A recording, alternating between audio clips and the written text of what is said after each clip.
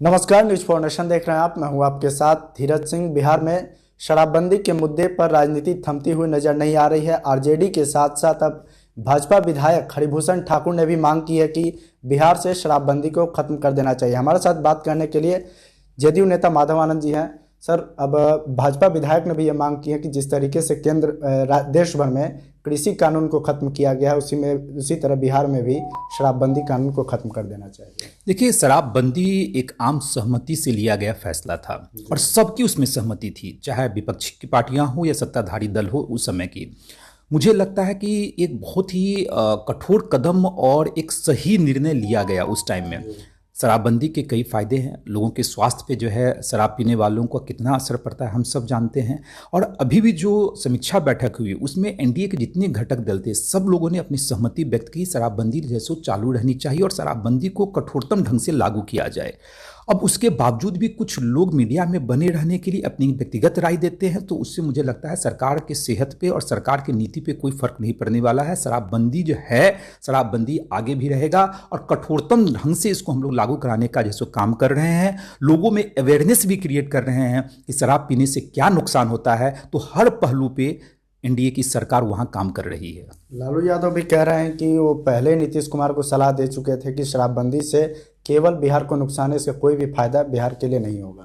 देखिए, अब आदरणीय लालू प्रसाद यादव जी 2016 में जब ये निर्णय लिया गया था तो उस समय वो भी साथ में थे, उनकी भी सहमति थी, सब लोगों ने शपथ लेने का काम किया था।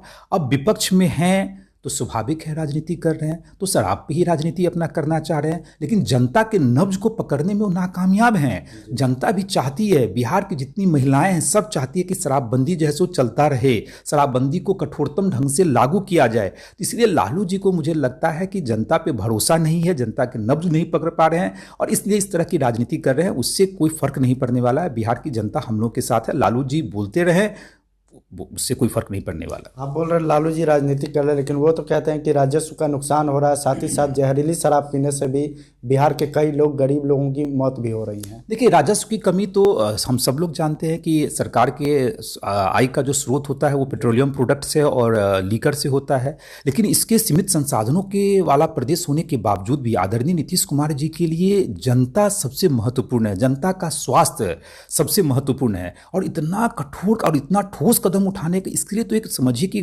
मैं कहता हूँ आदरणीय नीतीश कुमार जी एक महान नेताओं में से गिने जाएंगे, क्योंकि इस तरह का निर्णय लेना सीमित संसाधनों वाले प्रदेश में अपने आप में जो है एक अभूतपूर्व निर्णय है। इसलिए लालू प्रसाद यादव जी जो कह रहे हैं, रेवेन्यू का तो लॉस हो रहा है, लेकिन लोगों के स्वास्थ्य से खिलवाड़ किया जाए और रेवेन्यू जो है सो लाया जाए, ये भी कतई उचित नहीं है। इसलिए लालू यादव जी को भी समझना चाहिए कि शराबबंदी जो है सबके सहमति से हुई है, वो भी समर्थन करें। वो अपने कार्यकर्ताओं को, अपने विधायकों को, अपने सांसदों को, सबको बोलें कि भाई शराबबंदी का समर्थन कीजिए, शराबबंदी को लागू करने में मदद कीजिए, सरकार की मदद कीजिए। और जहां कहीं भी इस तरह की घटनाएं घटित होती है तो आप लोग की भी रिस्पॉन्सिबिलिटी बनती है कि सरकार को और प्रशासन को सूचित करें। एक आखिरी सवाल है कि मुख्यमंत्री बतौर नीतीश कुमार बतौर मुख्यमंत्री आज 16वें साल में प्रवेश कर चुके हैं। आज पूरा जदयू कार्यालय में जश्न मनाया जा रहा है, लेकिन नेता प्रतिपक्ष तेजस्वी यादव का कहना है कि ये जो पूरे जश्न मना रहे हैं वो जश्न फेल्योर है, बिहार 16 साल में बर्बाद हो चुका है। आदरणीय तेजस्वी यादव जी से आप क्या आशा कर सकते हैं? क्या वो प्रशंसा करेंगे? विपक्ष के नेता हैं, विपक्ष के नेता का काम क्या है? वो तो अपने कर्तव्य का निर्वहन तो करते नहीं है, तो सरकार पे इस तरह की बातें करते रहते हैं। आदरणीय नीतीश कुमार जी ने जो 16 साल में काम किया है, अगर उसको अगर रेखांकित किया जाए, अगर लिखा जाए, किताब भी लिखा जाए तो बहुत कम पड़ जाएगा।